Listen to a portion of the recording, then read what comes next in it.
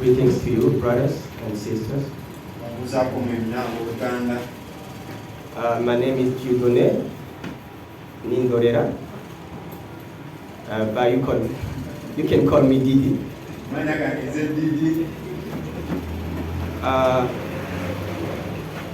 Last time I was here, I was alone in my life. But now I'm married to Hezagira Anik.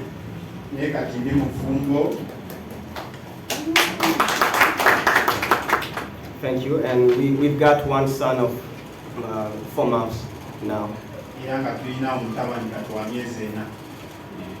Yeah. So we are going to I'm going to preach from John 12.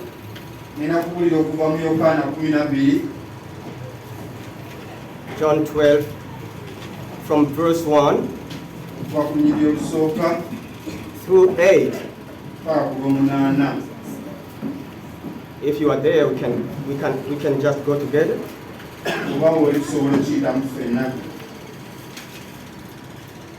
John 12 from verse 1 through 8.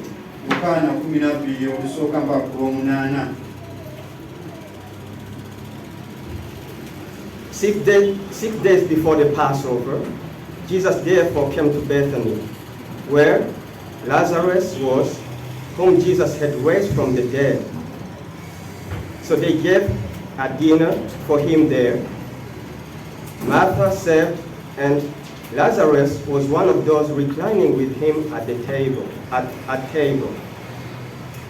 Mary therefore took a pound of expensive ointment made from pure nard, and anointed the feet of Jesus, and wiped his feet with her hair. The house was filled with the fragrance of the perfume.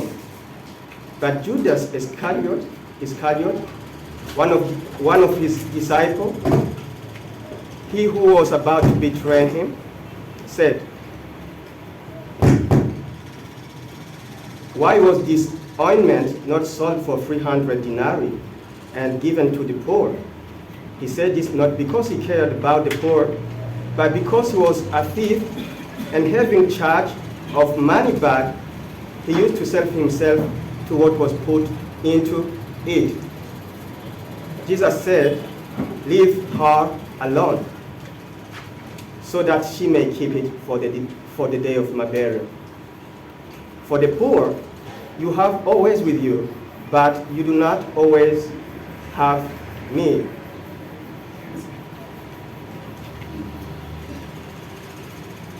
You can read in Uganda if possible. Awo wezaali nga zisigaddeyo ennaku 6 okutuuka kuyitako, Yesu n'ajja e Besaniya eyali Laazaalo Yesu bwe yazuukiza mu bafu. Awo ne bamufumbirayo emmere ey'ekyeggulo, ne Maliza n'aweereza, naye Laazaalo n'ab'omu ku abo abaali batudde naye ku mmere. Awo Maliyamu n'addira laatiri ey'amafuta ag'omugavu ag'omuwendo omungi ennyo, n'agisiiga ku bigere bya Yesu, n'attaanya ebigere bye n'enviiri ze. Ennyumba n'ejjula akaloosa ak'amafuta. Naye Yuda Isukaliyooti, omu ku bayigiriza be, yali agenda okumulyamu olukwe, n'agamba nti, "Kiki ekirobedde okutunda amafuta gano okugaggyamu eddinaali 3,000 okugabira abaavu?" Kale yayogera bw'atyo si lwa kujjukira abaavu, naye kubanga yali mubbi, yayambaliranga ensawo n'atwalanga bye baateekangamu.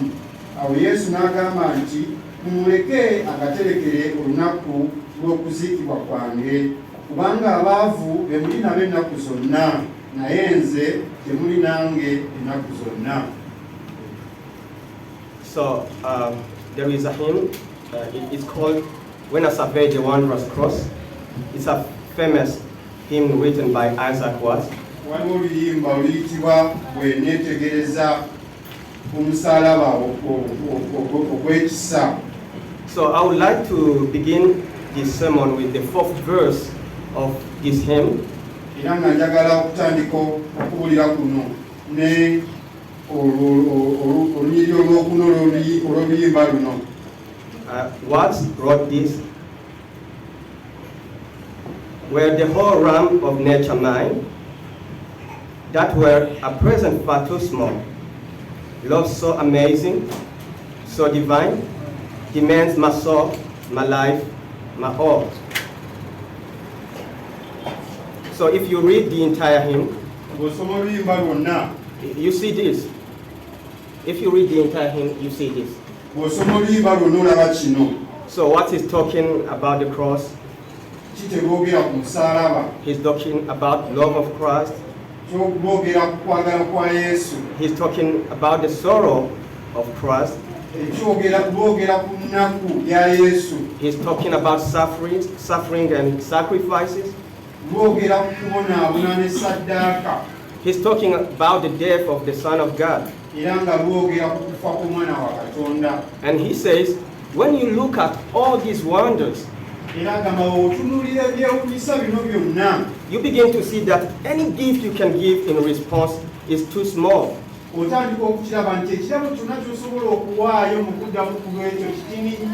Everything you can give is too small, even the whole realm of nature.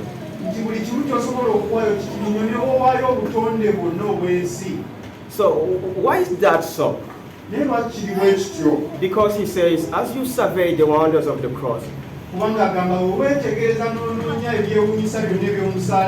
you'll be struck by the reality of this amazing, a love so divine, and you will see that this amazing love and this divine love demands your heart, demands your soul, not less.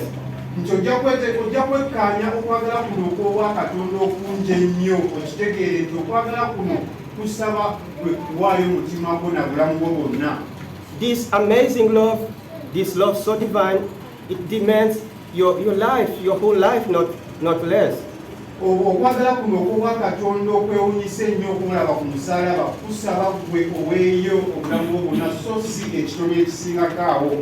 in other words, what he's saying, to surrender our soul, to surrender our life, to surrender everything we've got to the Savior is what should be our response as we behold to the wonders of the cross.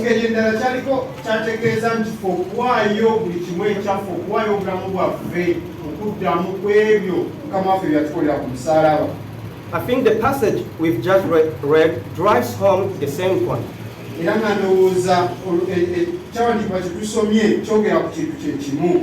the hymn, what is trying to give an answer to the question, what can we respond to the love of Christ we see on the cross? How can we respond to that love?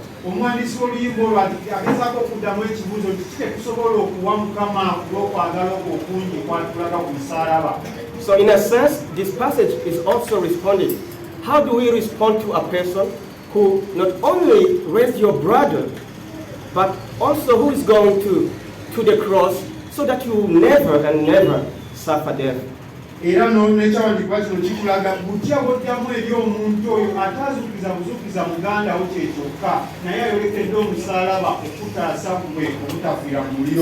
how do we respond to such a person?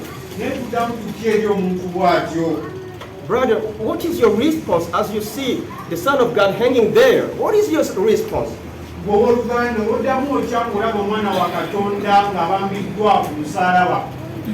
And Mary shows us an appropriate response.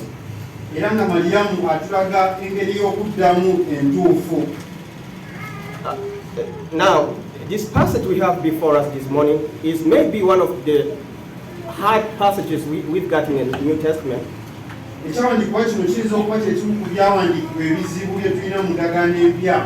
This is partly because the story is told in 4 Gospels and the details do not match. So there is a need of harmonization. You need to harmonize them.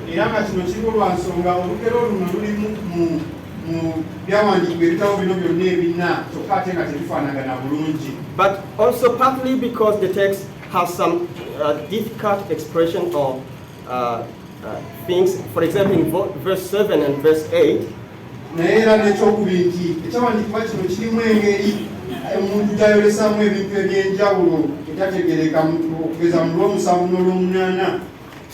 I'm not going to fix everything related to this passage for you, but I'm going to cut to some as unpack what I think is the main passage, the main point of the passage. Era nga sigenda kutereeza buli kimu ekyekuzibwa ku kyawandiikibwa kino naye ngenda kubagirayo kyendowooza nti gwe mulamu omukulu ogw'ekyawandiikibwa kino.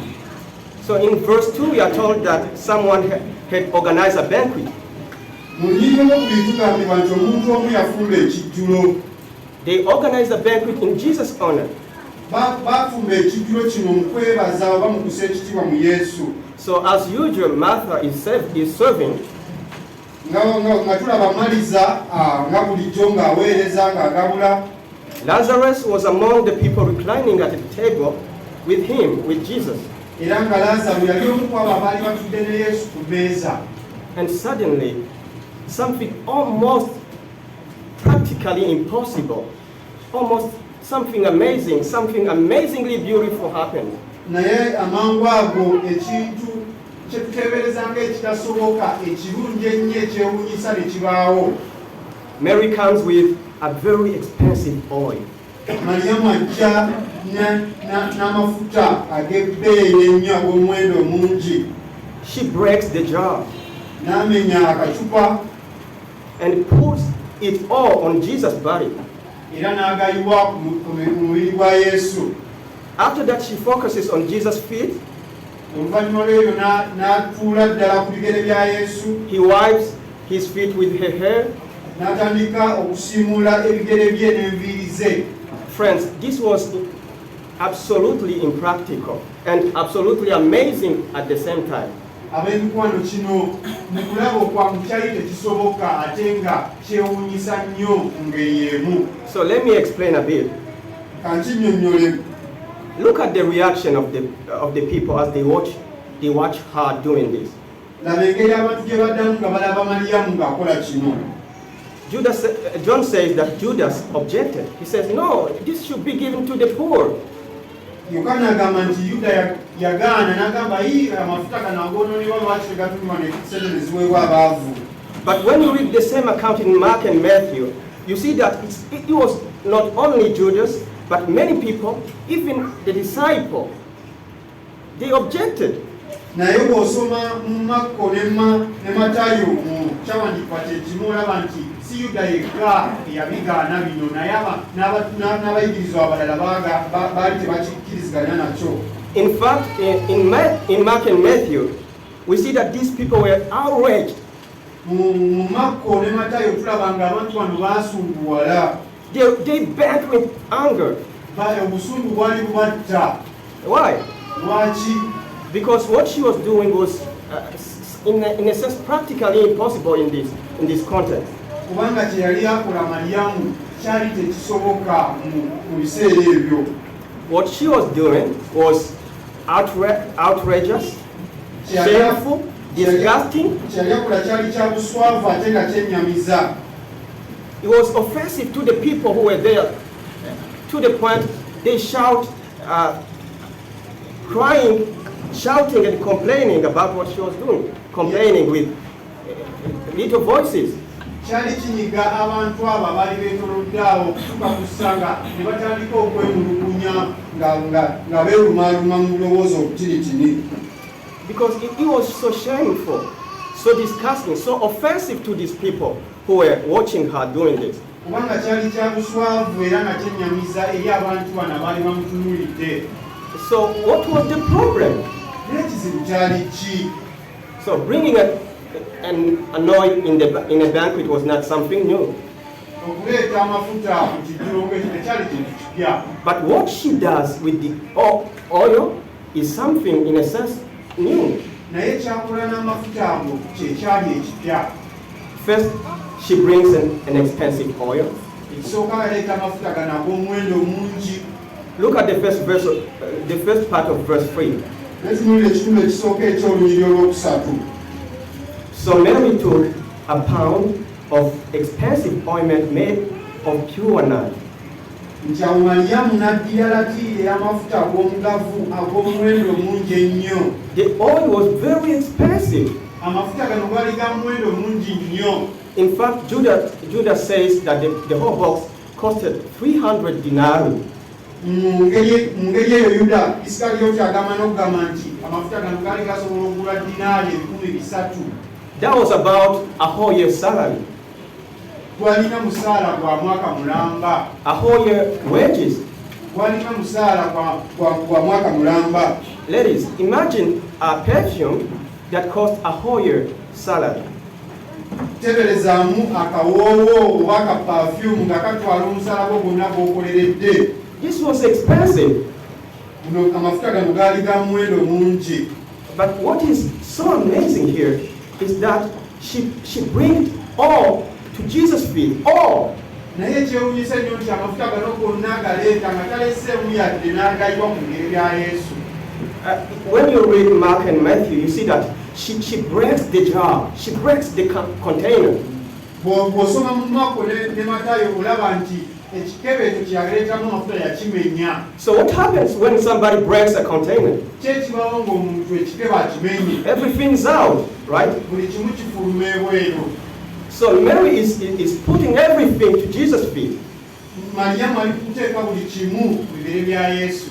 So many commentators I used when I was preparing this sermon. Nti abogera ku kyawandiikibwa kino bangi be nasomyeko nga neetegekera okubuulira kuno. They said it wasn't normal for an average person to get all this money. Nti bagamba nti kyali kya bulijjo omuntu owa bulijjo okufuna ssente zino zonna. So they said this could be an heirloom, an inheritance, something. Era nga bagamba nti kino kiyinza okuba kyali kya busikama yakisikira busikizi. This could be an heirloom passed down to her. Nga waliwo oba mu kika kye yakimulekera. In other words, she's bringing everything she has. She's bringing everything to Jesus' feet. Mu bumpimpi nti aleese byonna oba buli kimu kyonna kyali n'ebyobusika bwe byonna ku bigere bya Yesu. And sometimes an heirloom was kept as a family financial security. Era nga ekyobusika kino emirundi egisinga kyakuumibwanga nga ekisobola okuvaamu ssente singa family eba efunye ku buzibu. The only thing that can help someone when a sudden disaster strikes Ekintu ekyali kisobola okuyamba omuntu ng'agudde mu mbeera yeetaaga ssente mangu mangu. a famine, an accident, a war, an invasion, something like a sudden disaster. Oba ng'agudde ekabenje oba nga waliwo olutalo oba ekintu kyonna ekitasuubirwa. So she's giving away a hedge against disaster. Kyokka ate kati nga Mariyamu ali mu kuwaayo ekintu kino. So what is she doing? In doing this, she's saying, Lord, I'm going to follow you no matter what the cost. Mukola kino Mariyamu ali mugamba nti Mukama wange ngenda kugoberera nga sifuddeeyo ku kyetaagisa ki. I'm willing to give everything, even my own security.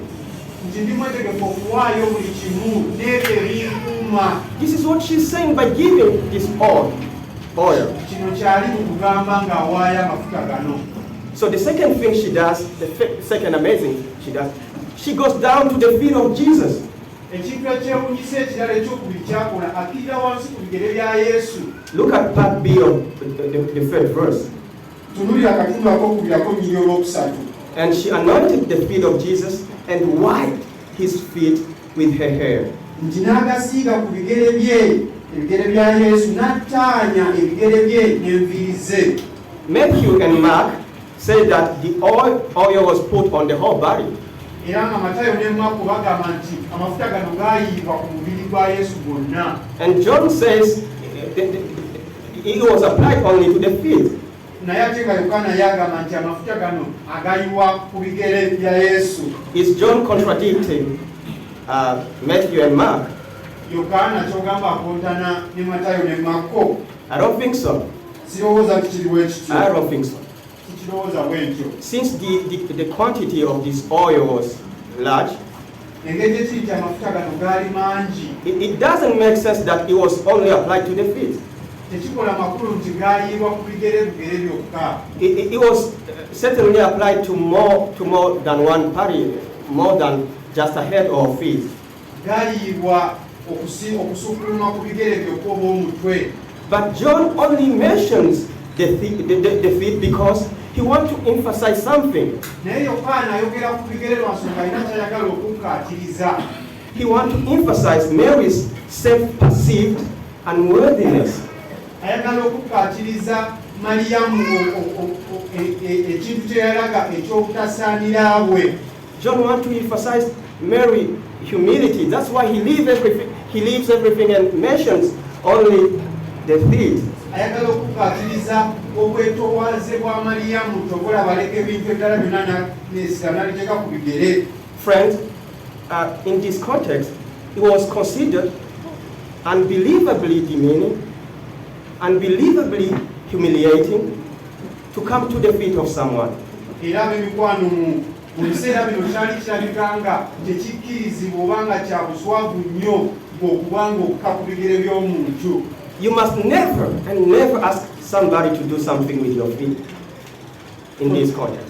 Era nga kyali wali tosobola kubaako omuntu gw'ogamba abeeko ekintu kyakukolera oba akole ekintu kyonna ku bigere byo mu biseera bino.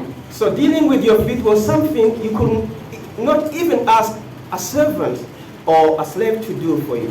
Era ekintu ekikwatagana n'ebigere byo wali tosobola okusaba omukozi oba omuddu okubaako kyakukolera ku bigere byo. And yet Mary goes down to the feet. Kyokka ate nga Mariyamu akkirira ddala ku bigere.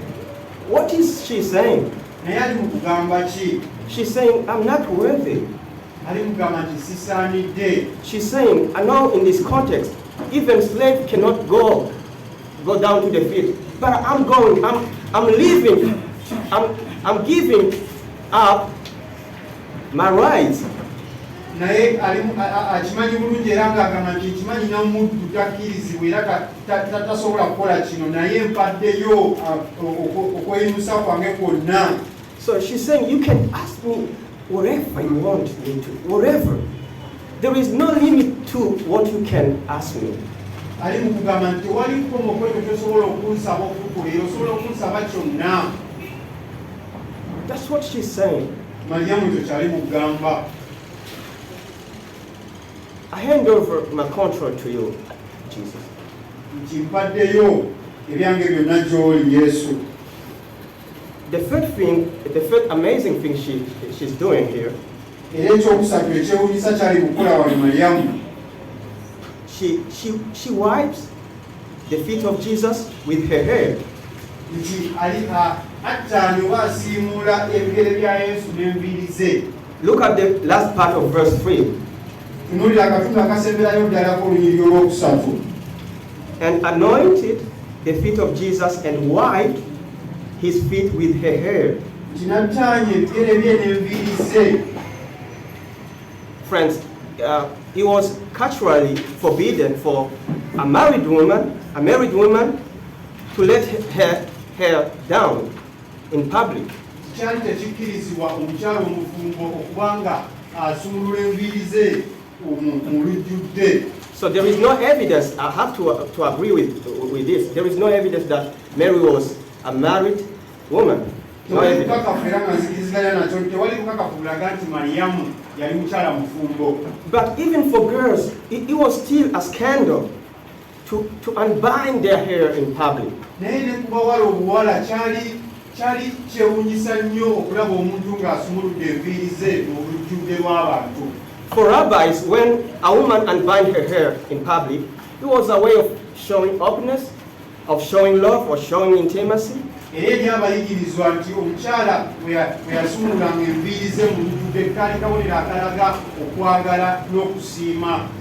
Yeah, it was something that you could do at home with the members of your family. Era nga kyali kintu kyosobola okukolera oba oli awo ewaka ng'oli n'ab'omu famire yo.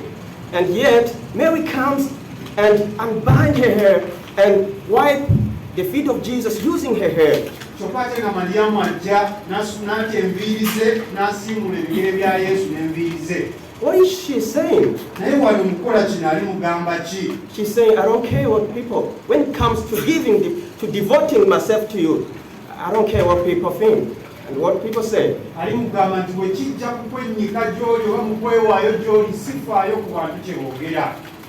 She's saying, I'm not only going to give you everything I have, I'm also going to give you everything I am.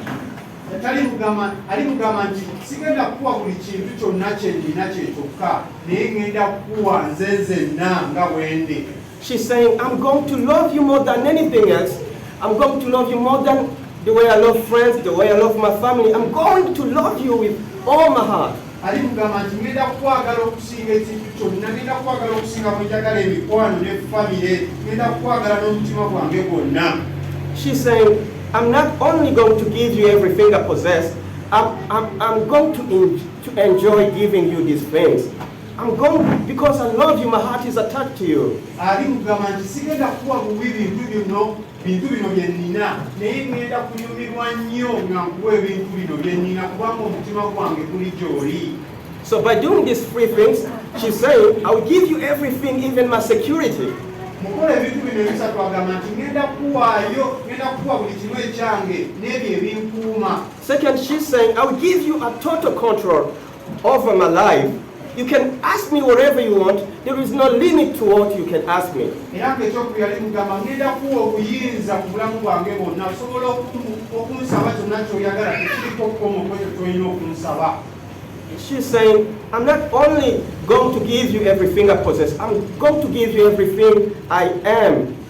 Era ali mugamba nti sigenda kuwa buli kimu kyokka kye nnina kyekyoka, naye ngenda kuwa nze nzenna nga bwendi. No, I'm not going to give you my things only. I'm going to enjoy giving you these things to you. Era sigenda kuwa bubi bintu bino bye nnina, naye ngenda kunyumirwa era ngenda kubikuweera mu ssanyu eringi. Friends, this is what Mary is doing.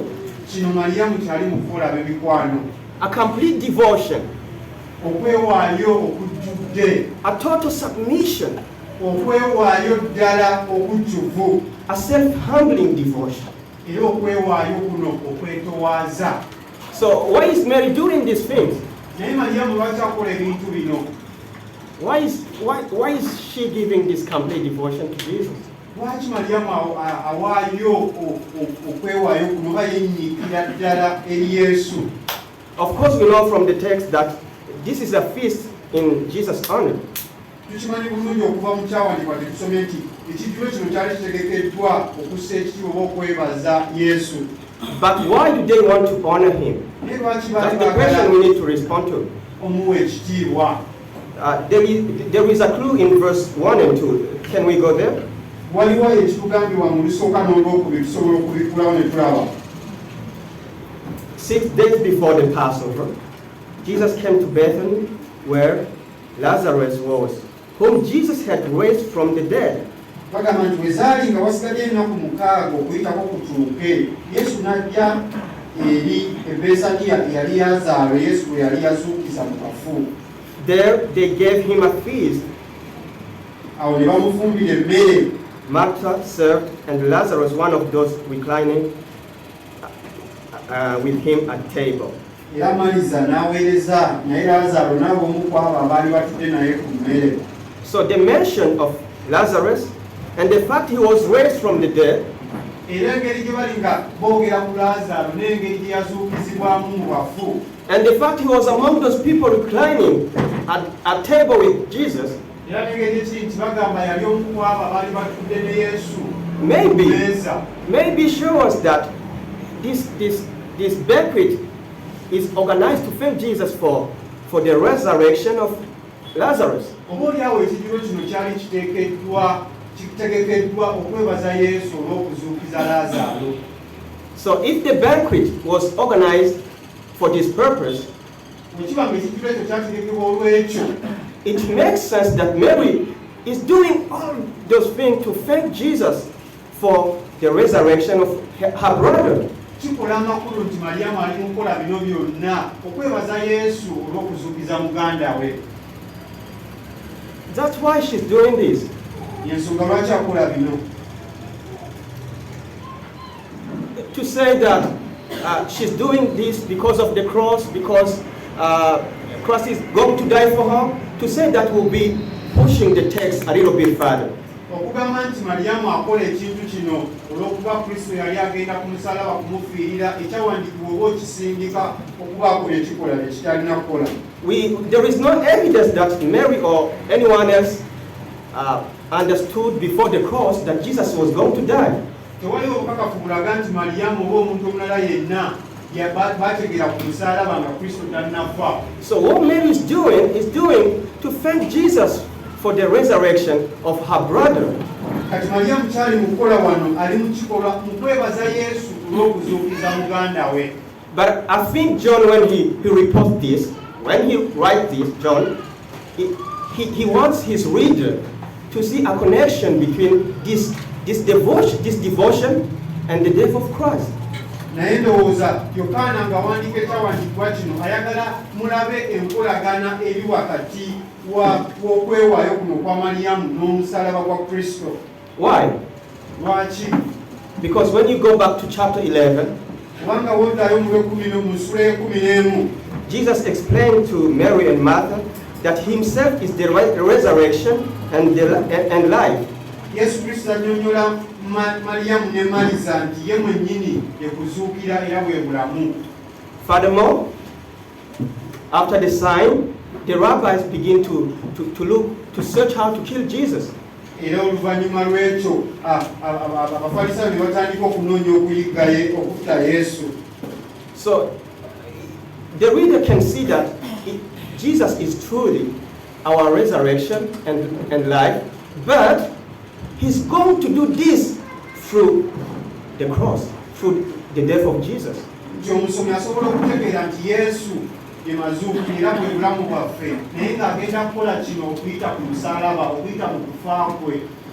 But it seems to me also that Jesus himself put a connection between this lavish devotion and his death in verse 7. Let's go there. Era nga kindabikira nze nti Yesu naye ateekawo enkwatagana eno wakati w'okwagala kwe okw'okufiira ku musalaba n'ekigenda mu maaso wano okugeza mu nnyini olw'omusanvu. Verse 7, let's go there. Nnyini olw'omusanvu tugendewoko. Leave her alone so that she may keep it for the day of my burial. Yesu n'abagamba nti mumuleke agaterekere olunaku lw'okuziikibwa kwange. Friends, even though this verse is difficult, we have three options here. But I'm going to say what I think Jesus is saying here. Jesus, I believe Jesus is saying, leave her alone. She did not say the oil that she can use the oil for my burial. Yesu alimugamba nti mumuleke amafuta agasobola okugakozesa mu kuziikibwa kwange. She did not use the oil so that she can use it for my burial. Nti amafuta ago tagaanye gakozesa asobole okugakozesa ku kuziika kwange. In other words, he's saying, in view of my death, in the light of my death, in the light of the cross, this devotion, this kind of devotion is appropriate. Mubumbi ali kugamba nti mu kitambala ky'omusalaba oba mu ndaba ey'omusalaba okwewaayo kuno Maliyamu kwalaze kwe kugwanidde. Thus, Jesus is putting a link between this devotion and his death. Era awo Yesu n'ateekawo enkwatagana wakati w'okwewaayo kuno n'okufa kwe. So, John, in reporting this, is trying to say this.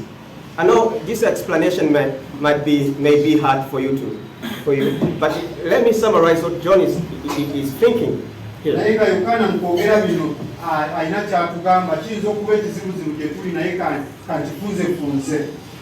John is somehow saying, if Mary doesn't understand that Jesus is going on the cross, he's going to the cross on our behalf, and yet she does this, what about you, who know that Jesus has gone to the cross on your behalf?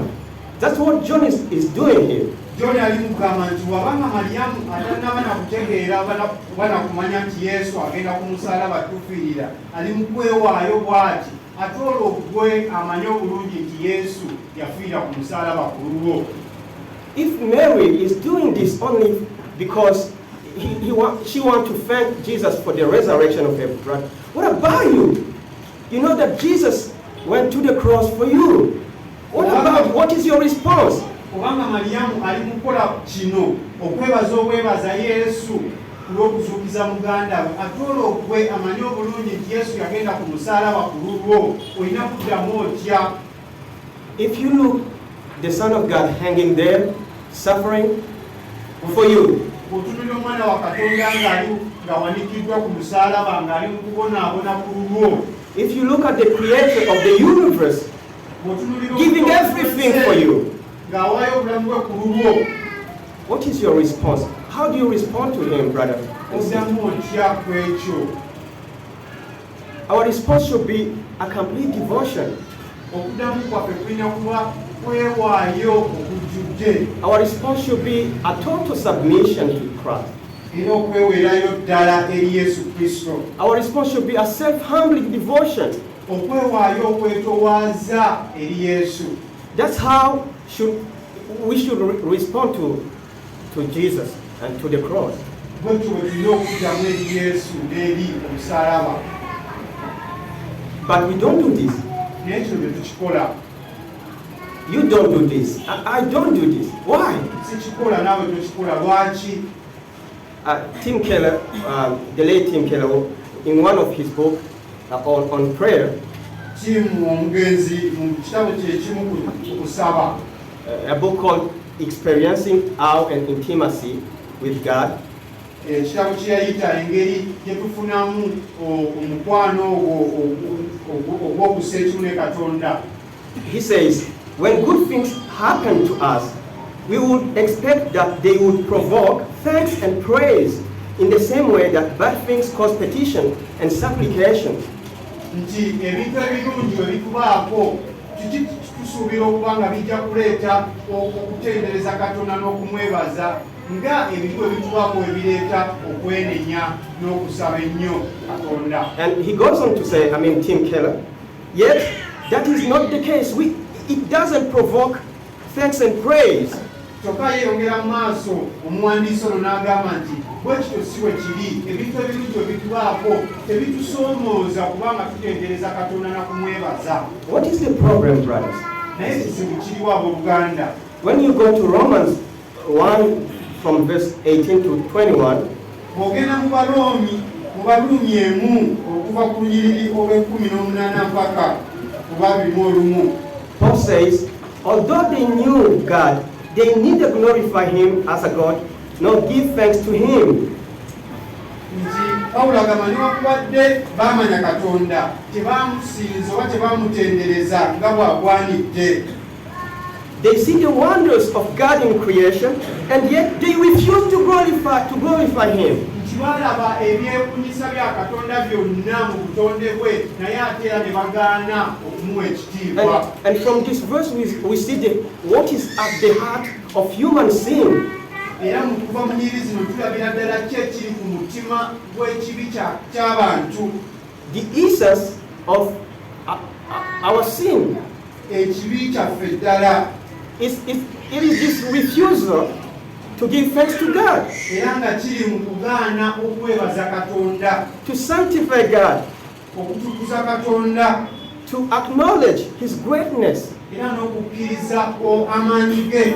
We don't want to give Him glory. That's the heart of a human sin. We don't want. Tetwagala kumuwa kitiibwa, ogwo gwe mutima gw'ekibi ky'abantu, tetwagalirako ddala kuwa Katonda kitiibwa. We see His power, Tulaba amaanyi ge, we see His greatness, tulaba obuyinza bwe n'obunene bwe, and yet we say, no, we are not going to give you glory. We are not going to give you, to devote ourselves to you. kyokka ne tugamba nedda ne tugenda kuwa kitiibwa, ne tugenda kwewaayo na kwenyiga gy'oli. That is the essence of our sin. Ogwo gwe mutima oba gwe musingi gw'ekibi kyaffe. A refusal to give glory to God, to thank Him. Okugaana kwaffe okuwa Katonda ekitiibwa n'okumwebaza. So the classical example of this is Judas in this text. Era ng'ekyokulabirako ekirungi ennyo ekitulaga obulungi kino From Yuda Isikaliyooti kyawandiikibwa kino. Yes, from verse 4 to 6, Okuva ku lwokuna mpaka ku lwomukaaga Let's go there and see what Judah said, so that you can see how sin is.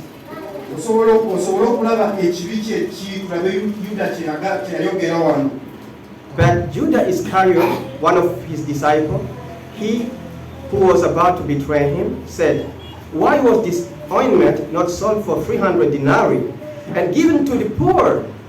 Nti naye Yuda Iscarioti omu ku bayigirizwa be agenda okumulyamu olukwe n'agamba nti kiki ekiyobedde okutunda amafuta gano okugajjamu edinaali 300 okugabira abaavu.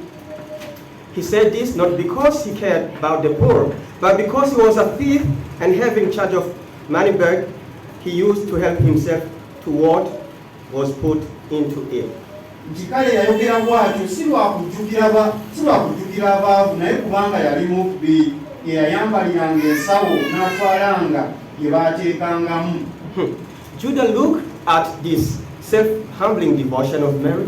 She looks at this complete devotion, this total submission, and he says, "What a waste!" Yuda atunulira okwewaayo kuno n'okwennyika kwa Mariyamu eri Yesu n'agambira ddala nga kuno kwonoona kwa maanyi. This ointment should be sold to help the poor. Nti gano amafuta ganditundiddwa ne tuyamba abaavu. This is a waste. Kuno kwonoona bwonoonyi. No, you cannot do this. It's a waste. Tosobola kukola kino oba odiibuuda budiibuuzi. And the reason of his objection is the poor. Era ng'ensonga lwaki yagaana kino yali yeekwasa baavu. But behind the reason there is a reason. Naye emabega w'ensonga waliyo ensonga endala. What is the reason behind? Naye ensonga eri emabega y'eriwa? John says, not because he cared about the poor, but because he was a thief. Yokaana agamba nti yakyogera olw'okuba yali afaayo nnyo ku baavu naye yakyogera olw'okuba yali mubbi. He used to help himself to what was put into it. Era yali yayambalanga ensawo n'atwalanga buli kimu ekyateekebwangamu. So the reason behind his objection is himself. Era nti ensonga eri emabega w'okugaana kw'oba obutakkiriza bwe kino ekyakolebwa yali ye kennyini. So Judah is saying, no, you don't deserve this adoration, this devotion. I am the one who deserves this. Yuda alinga agamba oba ali mu kugambira ddala nti tokusaana kuyimusibwa kuno, tosaana kwewaayo kuno bwe kuti, nze akusaana. He doesn't want to serve Christ. He wants to serve himself. He's there to use Christ to serve himself. Tayagala kuweereza Kristo naye ayagala kweweereza, ali awo okukozesa Kristo okweweereza nga ye kennyini. And you see, at the heart of human heart, at the heart of human sin, there is that thing. We don't want to serve Christ. We want to serve ourselves. Era olabira ddala emabega oba ku ntobo oba ku mutima gw'ekibi ky'omuntu waliyo ekintu ekyo tetwagala kuweereza Kristo, twagala kweweereza nga ffe. We say, no, it's a waste to glorify God, to devote ourselves to God. It's a waste because we want to glorify ourselves. We want to serve ourselves. Tugamba nti tuba twonoona bwonoonyi okwewaayo eri Katonda n'okumuyimusa n'okumuwa ekitiibwa kubanga twagala kweyimusa na kwegulumiza nga ffe. Friends, I think the scary thing here is that as you read Matthew and Mark, on this account from Matthew and Mark, you see that it was not only Judas, but even the disciple. Kinaye ab'emikwano ekisinga okuba ekyenjiisa wano bw'osoma mu Makko ne Matayo mu kyawandiikibwa kino kye kimu kiraga nti teyali Yuda yekka naye n'abayigirizwa abalala. Even the disciple, those who are saved. N'abayigirizwa bennyini abaali abalokole. And you begin to see that even us who are saved, era n'otandika okulaba nti naffe abalokole ddala, the remaining sin in us, ekibi ekisigala mu ffe, sometimes we say, no, I don't have to give this devotion to God. I cannot give this complete devotion to God. No, it's a waste. Ebiseera ebimu naffe ffennyini tugamba sisobola kwewaayo nnyo bwenti eri Katonda mu bujjuvu bwakyo, mba ndiibuuda budiibuuzi. And excuses are many, like Judas. Era ng'ebyokwekwasa tuwaayo bingi nga Yuda bwe yawaayo ekikye. For Judas, the excuse is money. era nga Yuda ekyokwekwasa zaali ssente. Probably in our case, now money, it's your wife. Okolyawo mu ewaffe ziyinza okuba si ssente, okolyawo nga mukyalawo, There is your husband, obanga bazeewo, your children, oba abaana bo, your family. oba famire yo. And you say, no, I cannot give a complete devotion to Jesus because I need to help this. Ng'ogamba sisobola kwewaayo nnyo eri Yesu kubanga nina okukwasaganya bino, nina okuyamba bano. I cannot give a self-humbling devotion because my children need me. Sisobola kwewaayo mu kwewaayo okwetoowaza eri Yesu kubanga abaana bange banneetaaga. But behind the reason, Naye there is a reason. emabega w'ensonga eyo waliyo ensonga endala enneekusuke, And the reason is yourself. era ng'ensonga eyo yeggwe kennyini, That's the problem. The reason is yourself. era nga kye kizibu, ensonga yeggwe. Are you giving him? Are you ready to give him everything you have? Oli If needed. mwetegefu okumuwa buli kimu ky'olina bw'aba akyetaaze. Have you given him control over your life? Wamuwa obuyinza mu bulamu bwo bwonna. Do you love him more than anything in your life? Omwagala okusinga ekintu kyonna mu bulamu More than your husband, more than your wife, more than your children, more than your siblings. okusinga bbaawo, okusinga mukyalawo, okusinga abaana bo, okusinga baganda bo. Maybe your explanation or your excuses is, I'm doing this because of that one and that one. I'm a father, I have responsibilities.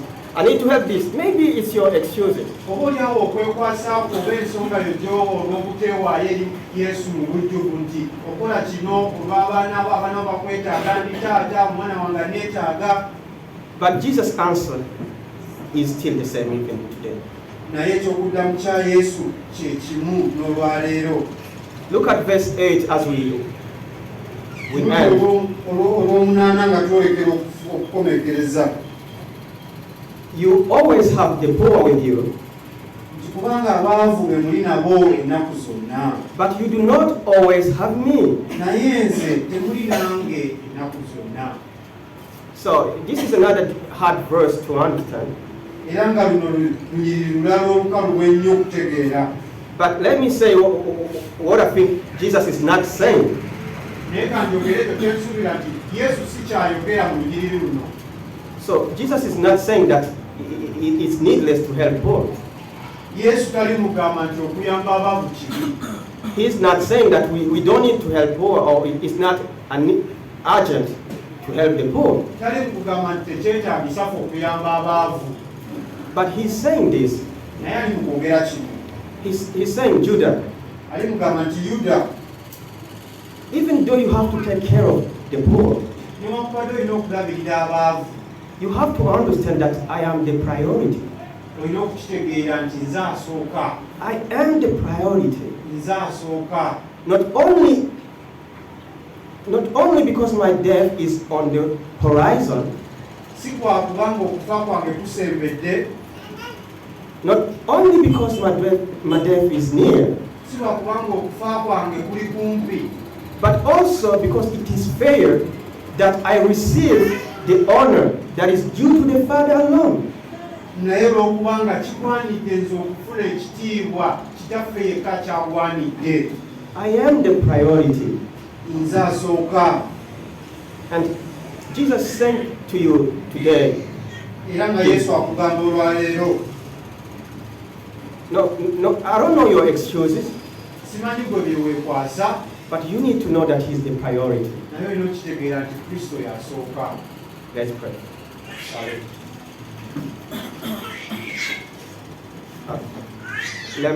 Let me ask Pastor Dylan to come and pray.